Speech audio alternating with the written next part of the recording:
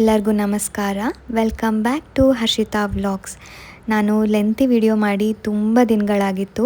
ಸ್ವಲ್ಪ ಬ್ಯುಸಿ ಇದ್ದೆ, ಹಾಗಾಗಿ ವೀಡಿಯೋಸ್ಗಳನ್ನ ಮಾಡೋಕ್ಕಾಗಿರಲಿಲ್ಲ.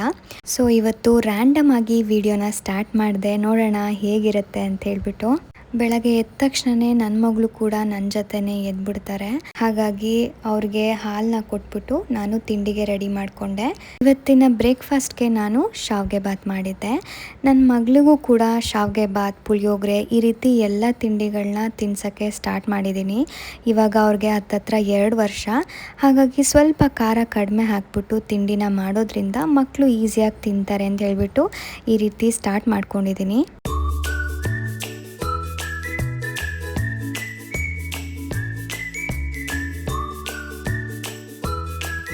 ನನ್ನ ಮಗಳು ಅಷ್ಟೇ ಅಲ್ಲ, ಎಲ್ಲ ಪುಟಾಣಿ ಮಕ್ಕಳಿಗೆ ಸ್ವಲ್ಪ ಪೇಷನ್ಸ್ ಇಟ್ಕೊಂಡು ನಾವು ತಿಂಡಿನ ತಿನ್ನಿಸ್ಬೇಕಾಗತ್ತೆ. ನಾನು ಕೂಡ ಸ್ವಲ್ಪ ಟೈಮ್ ಕೊಟ್ಟು ಬ್ರೇಕ್ಫಾಸ್ಟ್ನ ಮಾಡಿಸ್ತಾ ಇದ್ದೀನಿ. ಇದ್ರ ಮಧ್ಯದಲ್ಲಿ ಅವರು ನಾನು ತಿಂತೀನಿ ಅಂತ ಹೇಳ್ಬಿಟ್ಟು ಪ್ಲೇಟ್ನ ಎತ್ಕೊಂಡು ಅವರೇ ತಿಂತಾ ಇದ್ದಾರೆ. ನಾವಿಬ್ಬರು ತಿಂಡಿ ಎಲ್ಲ ಮುಗಿಸ್ಕೊಂಡ್ವಿ. ಹಾಗೆ ನನ್ನ ಮಗಳಿಗೆ ಡ್ಯಾನ್ಸ್ ಅಂದರೆ ಸಿಕ್ಕಾಪಟ್ಟೆ ಇಷ್ಟ. ಟಿ ವಿಲಿ ಯಾವ ಸಾಂಗ್ ಆದರೂ ಹಾಕಲಿ ತುಂಬಾ ಡ್ಯಾನ್ಸ್ ಮಾಡ್ತಾ ಇರ್ತಾರೆ. ಹಾಗಾಗಿ ಟಿ ವಿಲಿ ಒಂದೆರಡು ಸಾಂಗ್ ಹಾಕೋಣ ಅಂತ ಹೇಳ್ಬಿಟ್ಟು ಹಾಕಿದ್ದೀನಿ.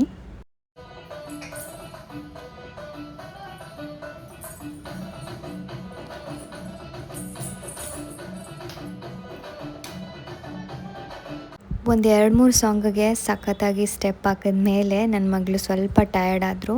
ಹಾಗೆ ತಲೆಗೆ ಎಣ್ಣೆ ಕೂಡ ಹಚ್ಚಿರಲಿಲ್ಲ. ಸ್ವಲ್ಪ ಎಣ್ಣೆ ಹಚ್ಬಿಟ್ಟು ಮಸಾಜ್ ಮಾಡೋಣ ಅಂಥೇಳಿ ಇವಾಗ ಮಾಡ್ತಾಯಿದ್ದೀನಿ. ನಮ್ಮ ಮನೇಲಿ ಎಲ್ಲರೂ ಕೋಲ್ಡ್ ಪ್ರೆಸ್ ಆಗಿರೋ ಕೊಬ್ಬರಿ ಎಣ್ಣೆನೇ ಯೂಸ್ ಮಾಡ್ತೀವಿ. ಇದನ್ನು ಸ್ವಲ್ಪ ಬಿಸಿ ಮಾಡಿಕೊಂಡು ಮಕ್ಕಳಿಗೆ ಮಸಾಜ್ ಮಾಡೋದ್ರಿಂದ ಬ್ಲಡ್ ಸರ್ಕ್ಯುಲೇಷನ್ ಕೂಡ ಚೆನ್ನಾಗಾಗುತ್ತೆ.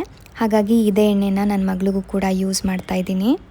ತಲೆಗೆ ಎಣ್ಣೆ ಹಚ್ಚಿಸ್ಕೋಬೇಕಂದ್ರೆ ಯಾವ ಮಕ್ಳಿಗೆ ತಾನೇ ಇಷ್ಟ ಆಗುತ್ತೆ. ನನ್ನ ಮಗಳು ಕೂಡ ಸ್ವಲ್ಪ ಇರಿಟೇಟ್ ಮಾಡ್ಕೋತಾರೆ ಎಣ್ಣೆ ಹಚ್ಚಿಸ್ಕೊಳ್ಳೋಕ್ಕೆ. ನೀವೇ ನೋಡ್ತಾ ಇದ್ದೀರಲ್ಲ, ಎಣ್ಣೆ ಹಚ್ಚಿಸ್ತಾರೆ ಅಮ್ಮ ಅಂತ ಹೇಳ್ಬಿಟ್ಟು ಯಾವ ರೀತಿ ಆಟ ಆಡ್ತಾ ಇದ್ದಾರೆ. ಫೈನಲಿ ಅವ್ರನ್ನ ಹಿಡ್ಕೊಂಡು ಎಣ್ಣೆ ಹಚ್ಚಿ ತಲೆನ ಬಾಚಿದ್ದೀನಿ.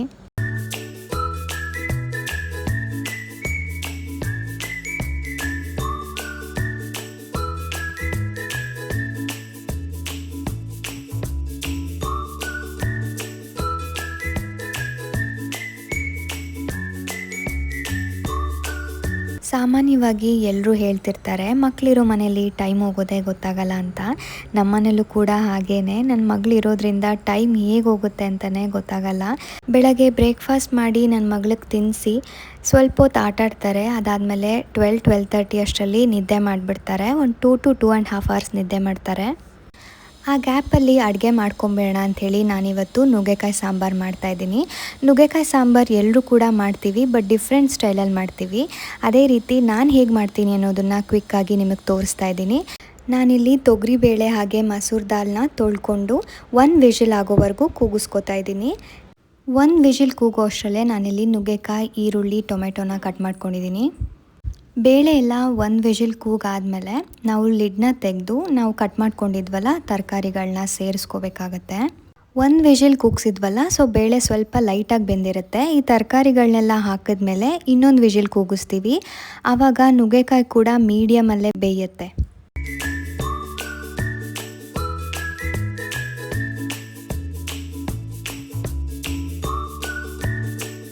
ನಾವೀಗ ಮಸಾಲೆಗೆ ರೆಡಿ ಮಾಡ್ಕೊಳ್ಳೋಣ. ನಾನಿಲ್ಲಿ ಒಂದು ಜಾರ್ಗೆ ಸ್ವಲ್ಪ ತೆಂಗಿನಕಾಯಿ, ಒಂದು 4-5 ಎಸಳು ಬೆಳ್ಳುಳ್ಳಿ, ಹಾಗೆ ಸ್ವಲ್ಪ ಹುಣಸೆಹಣ್ಣು ಹಾಕೋದ್ರಿಂದ ಟೇಸ್ಟ್ ಇರುತ್ತೆ ಅಂತ ಹಾಕ್ತಿದ್ದೀನಿ. ಹಾಗೆ ಸ್ವಲ್ಪ ಜೀರಿಗೆ, ಹಾಗೆ ಇದಕ್ಕೆ ನಾವು ಕುಕ್ಕರಲ್ಲಿ ಬೇಯಿಸ್ಕೊಂಡಿದ್ವಲ್ಲ ಆ ಬೇಳೆನ ಕೂಡ ಸ್ವಲ್ಪ ಸೇರಿಸ್ಕೊತಾ ಇದ್ದೀನಿ.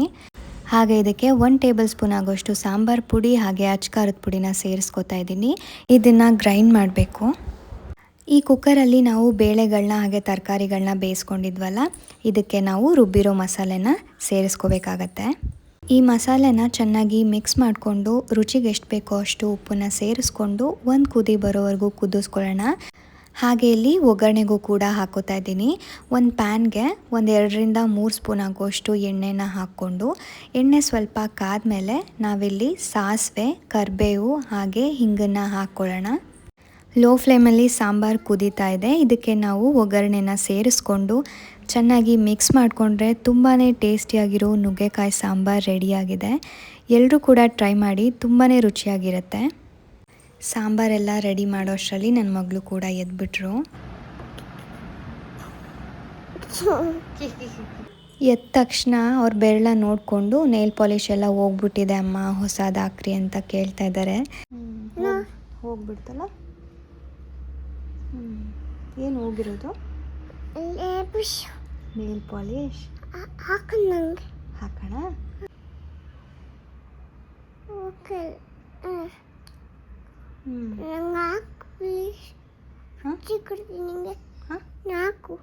ಏನು ಹಾಕ್ಲಿ? ಕಲರ್ ಕಲರ್ ನೇಲ್ ಪಾಲಿಶ್ ಹಾಕ್ಲಾ? ಎಲ್ಲ ಹಾಕಮ್ಮ. ರೆಡ್ಡು, ಪಿಂಕು ಎಲ್ಲ ಹಾಕ್ಲಮ್ಮ. ಎಲ್ಲ ಒಂದೊಂದು ಕಲರ್ ಒಂದೊಂದು ಬೆರಳಿಗ? ರೆಡ್ಡು, ಪಿಂಕು, ಆಮೇಲೆ ನಾಕೆಲ್ಲ ಹಾಕ್ತಿ. ನಿಂಗೆ ಚುಚ್ಚಿ ಕೊಡ್ತೀನಿ. ನಂಗೆ ಪುಚ್ಚಿ ಕೊಡ್ತೀರಾ ಹಾಕಿದ್ರೆ? ನೇಲ್ ಪಾಲಿಶ್ ಹಾಕಮ್ಮ ಹಾಕಮ್ಮ ಅಂಥೇಳಿ ಹಠ ಮಾಡ್ತಿದ್ರು, ಹಾಗಾಗಿ ಹಾಕ್ಬೇಡ ಅಂಥೇಳಿ ಇವಾಗ ಹಾಕ್ತಾಯಿದ್ದೀನಿ.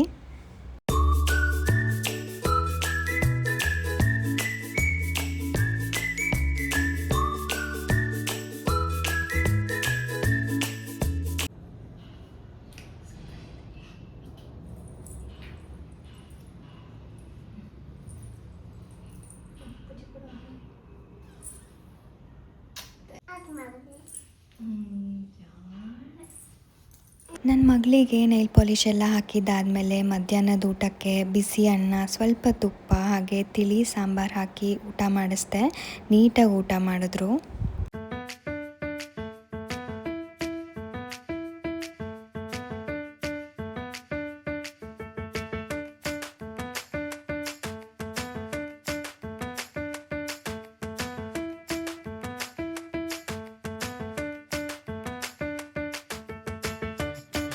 ಬ್ಯಾಂಗ್ಳೂರಲ್ಲಿ ನಾವಿರೋ ಕಡೆ ಸಿಕ್ಕಾಪಟ್ಟೆ ಮಳೆ ಬಂತು. 2 ಅವರಿಂದ ಕಂಟಿನ್ಯೂಸ್ ಆಗಿ ಬರ್ತಾನೇ ಇದೆ.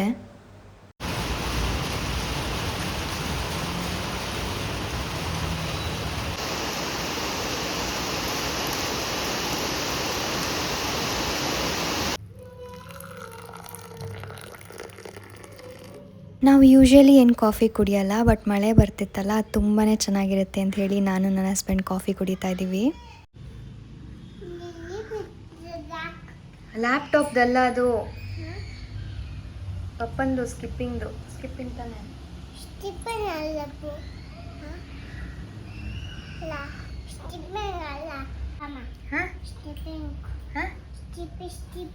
ಸ್ಟಿಪ್ಪಿಂಗ್ ಅಲ್ಲ ಅದು, ಸ್ಕಿಪ್ಪಿಂಗ್.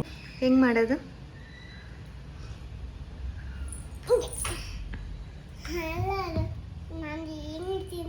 ನನ್ನ ಮಗಳಲ್ಲಿ ಅವ್ರ ಪಪ್ಪಂದು ಜಿಮ್ ಎಕ್ವಿಪ್ಮೆಂಟ್ಸ್ ಎಲ್ಲ ಇಟ್ಕೊಂಡು ಆಟ ಆಡ್ತಾ ಇದ್ದಾರೆ. ಅದು ಏನು ಅಂತಲೂ ಇನ್ನೂ ಗೊತ್ತಿಲ್ಲ.